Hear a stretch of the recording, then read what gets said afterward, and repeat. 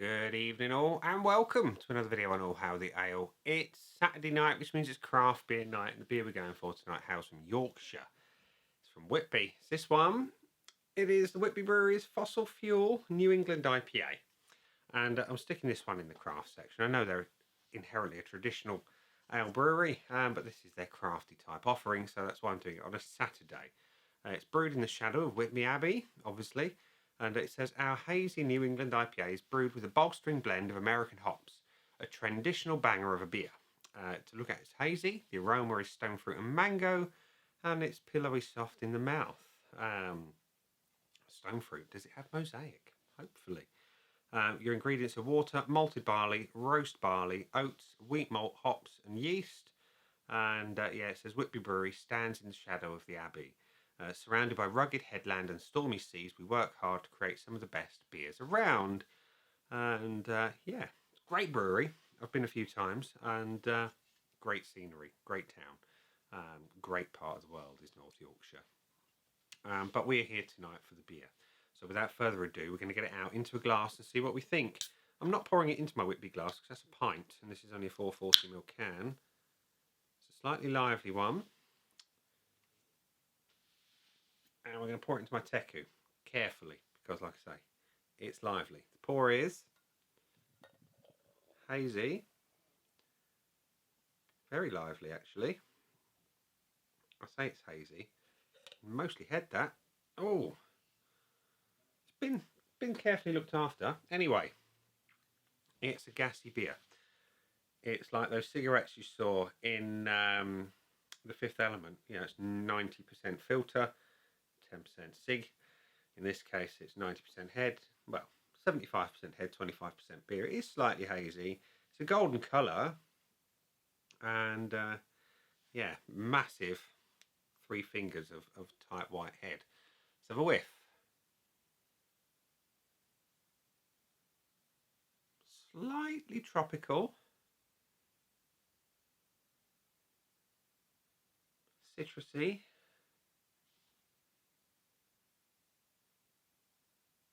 With, how can I put this delicately, a slightly soapy aroma.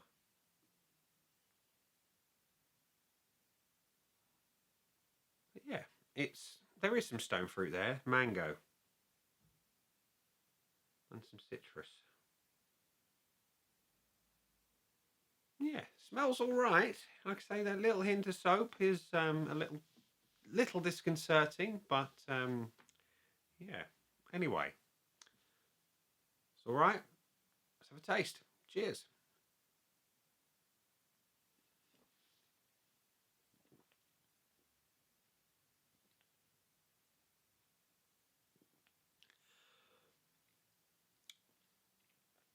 That's not what I expected from a New England IPA. That's not.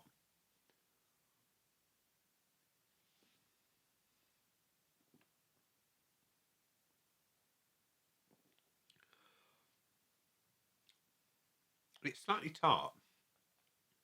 In a good way. In a good way.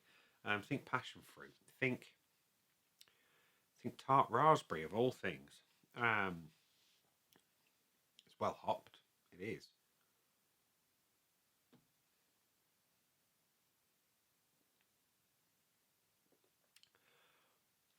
Tart, citrusy, fruity, hoppy.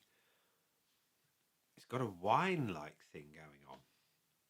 So think grapey, that kind of clean, fresh mouthfeel. That's interesting. It's not what I expected in the slightest. I mean, they call it a New England IPA. I'm not so sure. American hops, yeah, quite clearly. Stone fruit and mango, yes, I get it on the nose to some degree. More on the flavour. It's pillowy soft in the mouth. Yes, I can't fault that. But the flavour's something altogether different. Let's just pop the top a little bit more. Just hopefully that will soften the head. Yeah, a little bit. There's a little better view of it, hopefully. There, look at that. Looks more like a Westie, really. Slightly clear. It looks piney and resinous, but it's not. It's all about the fruit. Anyway.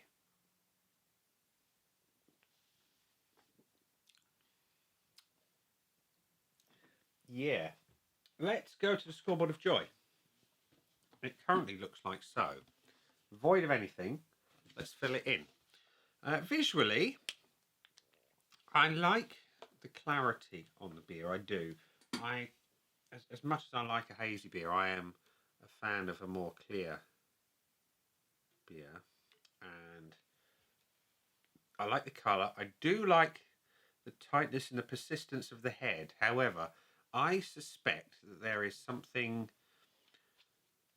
not perfect about the batch, given how heady it is. Maybe it's still fermenting a little bit. In the can, it's been kept cold. I've kept it in the fridge since I've had them.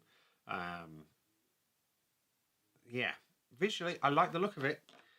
I'm going to be honest. I'm going to give it a point because I like a good head on a beer.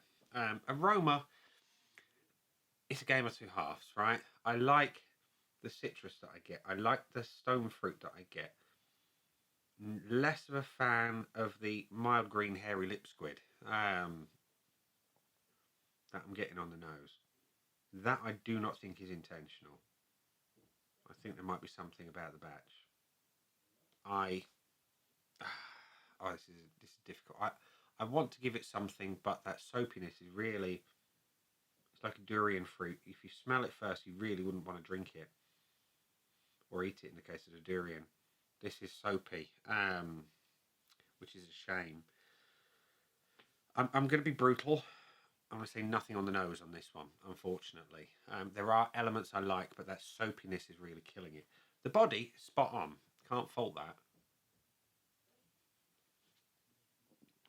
It's a medium weight. It's super smooth in the mouth. The carbonation is prominent, but not in a bad way.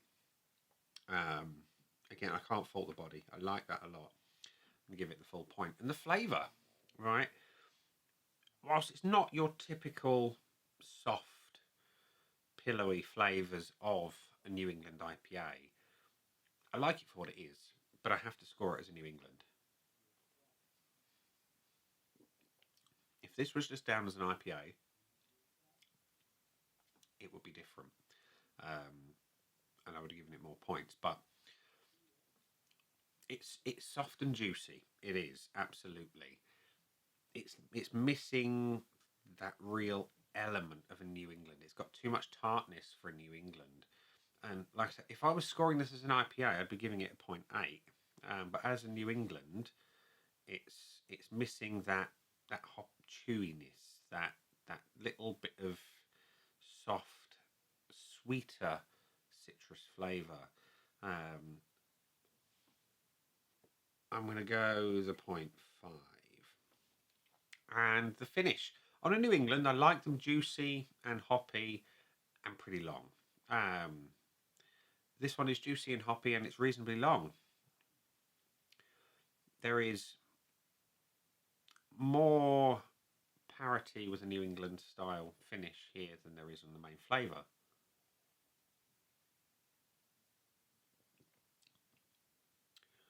I'm going to go 0.7, which means it's got 3.2 out of 5, which doesn't sound like a great score, but you've got to consider there's no points on the aroma because of that soapiness. The flavour would have been higher if it was a regular IPA. Not by much, but 0.3, so it would have had 3.5. But the aroma still wouldn't have changed the score. Right? It's got that soapiness, which is a bit of a disappointment. But like I say, I think it's probably a batch thing as opposed to what the brewery actually intended. Anyway, bonus points. It can't have the full bonus because it didn't get a full 5 out of 5. Would I buy it again as it stands now? I'm going to be honest, and I'm going to say no, I wouldn't, because if the flavour is as intended for New England, it's not what I expect in a New England. If you relabel it as an IPA and you sort out that soapiness on the nose, absolutely I'd buy that again because it's got that sharpness that I really like those New Zealand style hops that bring that real passion fruity gooseberry type tartness to it. Value for money, I can't remember exactly what I paid for the individual can, but I know I got a good deal with everything that I bought at Whitby at the time. So yeah, I'm going to give it the benefit of the doubt and go value for money on that one. So yeah, we've got 3.2 out of 5 from me today with a value for money. So yeah, it really was a beer of two halves. It smells funky. It poured very excitedly. It tasted all right, but it's not a New England IPA as you know it. So yeah, I'd be interested to know of anyone who has tried this beer before. Potentially, if they've had it at the brewery, or if you've had a can that wasn't soapy, tell me, was it closer to a New England? Is there something a little bit different about the one that I've got here? Is there a batch number on it? Let's have a look. Not on the bottom of the can. There is a best before end of the 5th, 26. So yeah, it's got a good amount of time on it. But yeah, interesting. Beer of two halves. We'll leave it there and say, that has been the beer. I've been me. Those down there are the buttons. You know exactly what to do with them by now. You got your like, comment, dislike, and subscribe. Choose any combination of them as you wish. And I'll see you again soon for another one. Bye for now.